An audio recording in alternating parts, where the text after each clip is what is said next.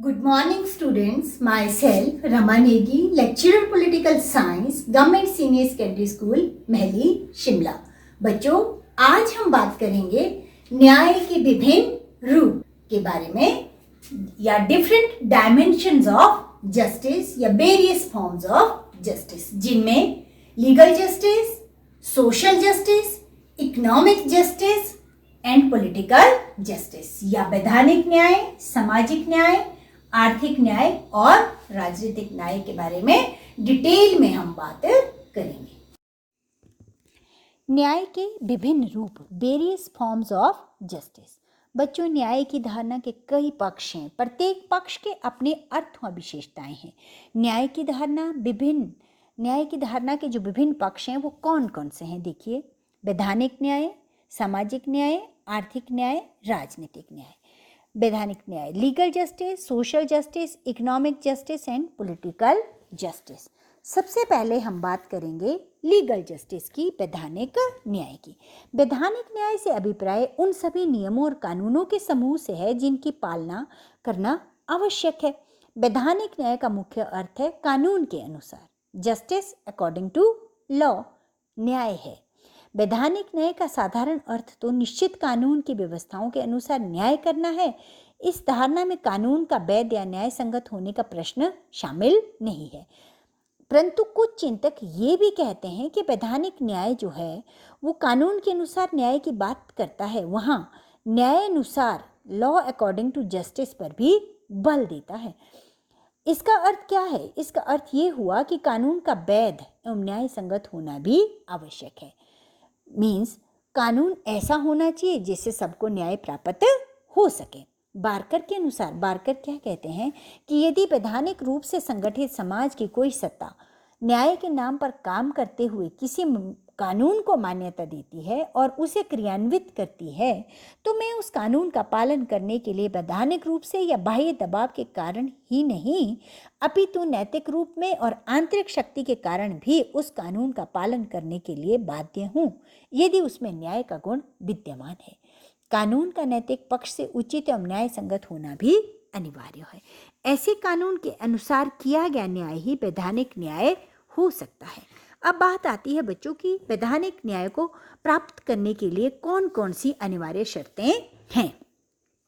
चलिए इसको हम कुछ पॉइंट के तहत डिस्कस करेंगे। तो पहली चीज है कानूनों का न्यायपूर्ण होना, जस्टिस ऑफ लॉ। प्रत्येक समाज में कुछ परंपराएं और रीति रिवाज होते हैं। विभिन्न समाजों के नैतिक नियम और नैतिक मूल्य भी भिन्न भिन्न होते हैं। कानून का समाज की नैतिकता और समाज के मूल्यों के अनुसार होना अनिवार्य होता।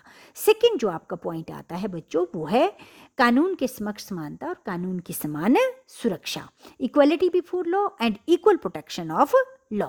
वैधानिक न्याय न्यायपूर्ण तभी होगा यदि कानून किसी व्यक्ति से किसी भी आधार पर कोई भी भेदभाव नहीं करते। समान वैधानिक प्रणाली, ये नेक्स्ट पॉइंट है। यूनिफॉर्म लीगल सिस्टम, वैधानिक न्याय का महत्व भी समाप्त हो जाएगा यदि एक ही समाज में भिन्न भिन्न वैधानिक प्रणालियां प्रचलित होंगी। किसी संप्रदाय या क्षेत्र के कुछ वैधानिक नियम तो हो सकते हैं, परंतु ऐसे नियम देश की वैधानिक प्रणाली के ऊपर नहीं होने चाहिए। इस प्रकार भेदभाव उत्पन्न होता है। एक ही विषय के लिए भिन्न भिन्न संप्रदाय के लोगों के लिए भिन्न भिन्न कानून या नियम लागू होते हैं। ऐसी स्थिति न्याय में वैधानिक पक्ष के अनुकूल नहीं हो सकती। वैधानिक न्याय की वास्तविकता के लिए ये जरूरी है कि संपूर्ण राष्ट्र के लिए समरूप वैधानिक प्रणाली लागू होनी चाहिए। नेक्स्ट आपका जो पॉइंट आता है बच्चों इसमें कि वैधानिक न्याय को कैसे प्राप्त कर सकते हैं, वो है इनएक्सपेंसिव जुडिशियल सिस्टम, कम खर्चीली न्याय प्रणाली। वैधानिक न्याय की प्राप्ति के लिए ये जरूरी है कि न्याय प्रणाली जो है वो अपव्ययी ना हो, मितव्ययी हो। न्यायालयों में फीस की दर कम से कम हो और ताकि निर्धन से निर्धन व्यक्ति भी धन के अभाव में न्याय की प्राप्ति करने में उससे वंचित ना रह जाए। वकीलों की भारी भरकम फीसें सामान्य व्यक्ति की पहुंच से बाहर होती हैं, अतः सरकार की ओर से निर्धन व्यक्तियों को निःशुल्क वैधानिक सहायता के उचित प्रबंध किए जाने चाहिए। मितव्ययी होने के अतिरिक्त न्याय प्रणाली ऐसे रूप में संगठित की जानी चाहिए कि अभियोगों मतलब केसेस का निपटारा जो है वो बहुत कम समय में हो जाए और सभी लोगों को जल्दी से जल्दी तत्काल न्याय की प्राप्ति हो सके। नेक्स्ट जो आपका पॉइंट आता है, लीगल जस्टिस को अवेल करने के लिए क्या ज़रूरी है कि एफिशिएंट एंड इंडिपेंडेंट जुडिशरी, दक्ष एवं स्वतंत्र न्यायपालिका होनी चाहिए। वैधानिक न्याय को विश्वसनीय बनाने वाली सभी व्यवस्थाएं व्यर्थ सिद्ध हो जाएंगी यदि स्वतंत्र एवं कुशल न्यायपालिका व्यवस्था नहीं होगी। देखिए, अगर न्यायपालिका ही स्वतंत्र नहीं होगी तो हम न्याय की उम्मीद किससे करेंगे? न्यायपालिका स्वतंत्र तभी होगी यदि न्यायाधीशों की नियुक्ति करते समय और उन्हें पदच्युत करते समय इस कार्य को किसी एक व्यक्ति या एक निरंकुश संस्था के हाथ में न दिया जाए। न्यायाधीशों की नियुक्ति में सरकार के किसी अंगों द्वारा मनमानी न की जाए और जो कानून है उसकी व्याख्या करने का अधिकार केवल न्यायपालिका के पास रहे और न्यायाधीशों की नियुक्ति करते समय केवल उनकी योग्यता को ध्यान में रखा जाए।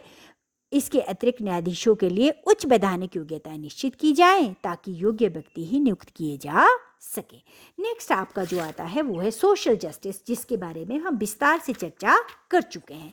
सामाजिक न्याय का अर्थ क्या है कि किसी भी व्यक्ति के साथ किसी भी समाज में जन्म, जाति अथवा रंग के आधार पर कुछ लोगों के द्वारा भेदभाव न किया जाए। उस समाज में सामाजिक न्याय की प्राप्ति नहीं हो सकती जहाँ पे भेदभाव किया जाता है।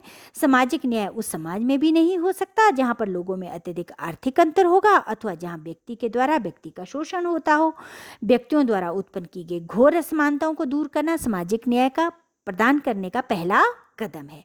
न्यायपूर्ण सामाजिक व्यवस्था बनाना जो सभी के लिए समान व्यवहार करे, विशेषाधिकारों को खत्म करना, निर्बल वर्ग और पिछड़े वर्गों को विशेष सुविधाएं प्रदान करना और आत्म विकास के लिए सभी लोगों को समान अवसर प्रदान करना।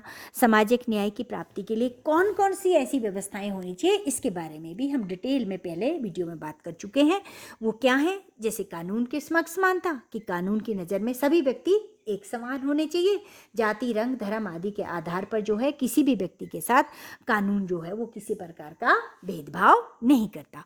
नंबर 2, विशेषाधिकारों की समाप्ति, कि विशेष अधिकार जो है वो नहीं प्रदान किए जाने चाहिए। यदि ऐसा हो तो वो सामाजिक न्याय प्रदान नहीं किया जा सकता ऐसे समाज में। जाति प्रथा का अंत, एंड ऑफ कास्ट सिस्टम, प्रकृति ने जाति के आधार पर कोई वर्गीकरण नहीं किया है तो इस बात की अपेक्षा पूरे विश्व में लोग एक दूसरे से घृणा करते हैं, जाति के आधार पर एक दूसरे से घृणा करते हैं। इसलिए जाति प्रथा को बिल्कुल समाप्त कर दिया जाना चाहिए, तभी हम सामाजिक न्याय की कल्पना कर सकते हैं।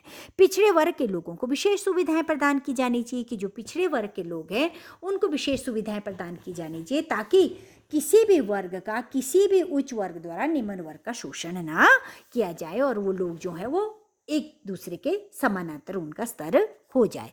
और आर्थिक सुरक्षा, इकोनॉमिक सिक्योरिटी, सरकार का कर्तव्य है कि वो अपने नागरिकों को आर्थिक सुरक्षा प्रदान करे, काम करने का अवसर प्रदान करे ताकि वो अपनी आजीविका कमा सके और अपने परिवार का निर्वाह कर सके।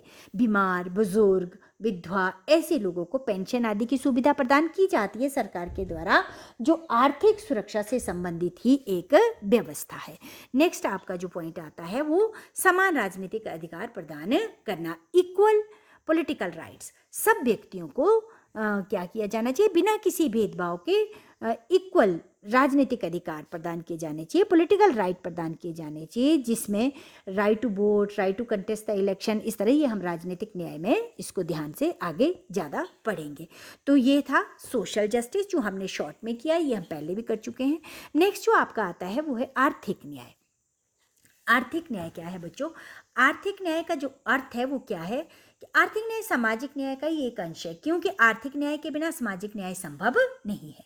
आर्थिक न्याय के बिना समाज का विकास नहीं हो सकता और आर्थिक न्याय का मुख्य संबंध मनुष्यों की आर्थिक अवस्थाओं, आर्थिक आवश्यकताओं की पूर्ति और मानवीय जीवन के अन्य पक्षों से संबंध उचित आर्थिक हितों की सुरक्षा करना है।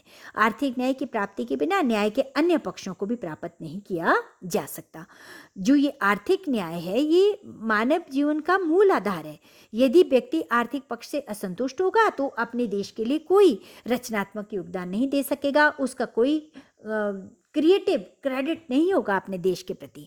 इसी कारण प्रत्येक शासन में इस बात पर बल दिया जाता है कि लोगों को आर्थिक न्याय अवश्य प्राप्त होना चाहिए। आर्थिक न्याय से भी अभिप्राय ये है कि प्रत्येक व्यक्ति को अपनी जीविकोपार्जन के लिए समान अवसर प्राप्त होने चाहिए। धन जो है वो कुछ एक व्यक्तियों के हाथों में केंद्रित नहीं होने देना चाहिए और जो उत्पादन के साधन हैं उन पर कुछ ही लोगों का अधिकार नहीं होना चाहिए, एकाधिकार नहीं होना चाहिए, बल्कि जो उत्पादन के साधन हैं उनको सरकार जो है वो राष्ट्रीयकरण भी कर सकती है।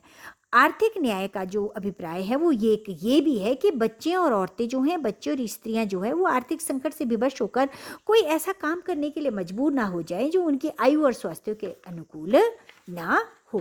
आर्थिक न्याय को हम किस प्रकार प्राप्त कर सकते हैं, उसके लिए हमारे पास क्या क्या व्यवस्थाएं हो सकती हैं। सबसे पहले बात आती है काम का अधिकार, उचित वेतन का अधिकार। काम का अधिकार, काम का अधिकार क्या बोलता है कि बेरोजगारी आर्थिक न्याय की प्राप्ति में बहुत बड़ी बाधा होती है। जब किसी देश में बेरोजगारी को समाप्त नहीं किया जाता तो उस देश में आर्थिक न्याय की प्राप्ति भी नहीं हो सकती।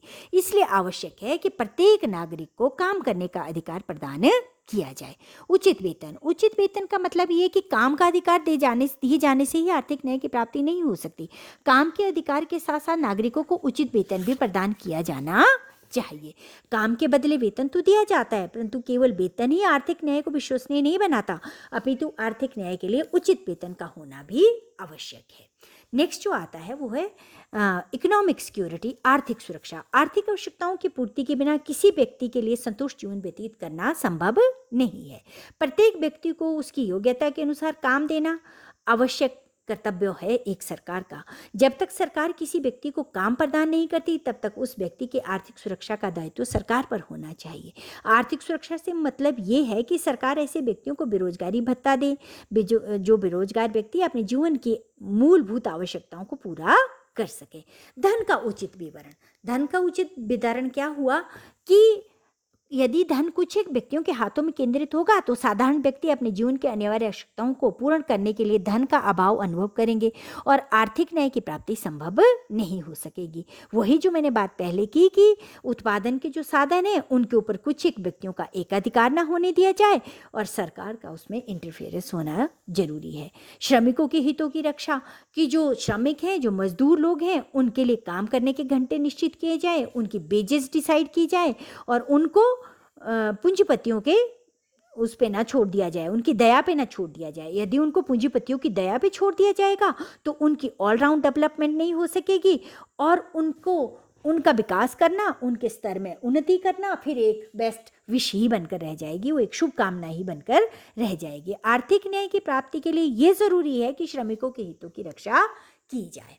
नेक्स्ट आपका जो आता है पॉइंट वो है राजनीतिक न्याय। बच्चों, राजनीतिक न्याय क्या है? राजनीतिक न्याय का मुख्य अभिप्राय ये है कि प्रत्येक व्यक्ति को बिना किसी भेदभाव के राजनीतिक अधिकार प्राप्त होने चाहिए। राजनीतिक क्षेत्र में धर्म, जाति, लिंग आदि के आधार पर किसी व्यक्ति से किसी प्रकार का भेदभाव नहीं होना चाहिए और प्रत्येक व्यक्ति को राजनीति में ऊंचे से ऊंचा पद प्राप्त करने का अवसर भी प्राप्त होना चाहिए। और इसको प्राप्त करने के लिए हम क्या कर सकते हैं? कौन कौन सी व्यवस्थाएं जो है वो राजनीतिक न्याय को प्राप्त करने में सहायक हो सकती हैं? सबसे पहली चीज है डेमोक्रेटिक सिस्टम। राजनीतिक न्याय का महत्व वास्तव में प्रजातंत्रीय प्रणाली में ही हो सकता है। राजतंत्र, कुलीन तंत्र या अधिनायक तंत्र में राजनीतिक न्याय की धारणा से इनका कोई संबंध नहीं है। राजनीतिक न्याय मुख्यतः लोगों में राजनीतिक अधिकारों की व्यवस्था और राज्यों के कामों में लोगों की राजनीतिक सहभागिता से संबंधित है।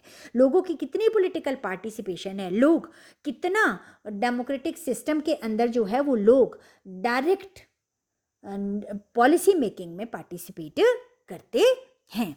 राजनीतिक अधिकारों का अस्तित्व, एग्जिस्टेंस ऑफ पॉलिटिकल राइट, ये नेक्स्ट पॉइंट है। मत देने का अधिकार, चुनाव लड़ने का अधिकार, सरकार की आलोचना करने का अधिकार, राजनीतिक दल अथवा संघ बनाने का अधिकार, सरकार को प्रार्थना पत्र देने का अधिकार, ये सारे पॉलिटिकल राइट्स हैं जो लोगों को मिलने चाहिए। कोई भेदभाव नहीं, नो डिस्क्रिमिनेशन। राजनीतिक न्याय का महत्वपूर्ण तत्व यह है कि प्रत्येक व्यक्ति के राजनीतिक क्षेत्र में उच्च पद प्राप्त करने का समान अधिकार मिला हो। सरकारी पद प्राप्त करने के संबंध में किसी वर्ग के लोगों को विशेष छूट प्राप्त नहीं होनी चाहिए। जन्म, नस्ल, जाति के आधार पर किसी व्यक्ति को अधिकारों से वंचित नहीं किया जाना चाहिए। कहने का तात्पर्य ये है बच्चों कि राजनीतिक न्याय इस बात की मांग करता है कि राजनीतिक क्षेत्र में किसी भी प्रकार का भेदभाव नहीं होना चाहिए। नागरिकों के अधिकारों की सुरक्षा होनी चाहिए। राजनीतिक न्याय की प्राप्ति के लिए ये जरूरी है कि लोगों के अधिकारों को वैधानिक सुरक्षा प्रदान की जाए।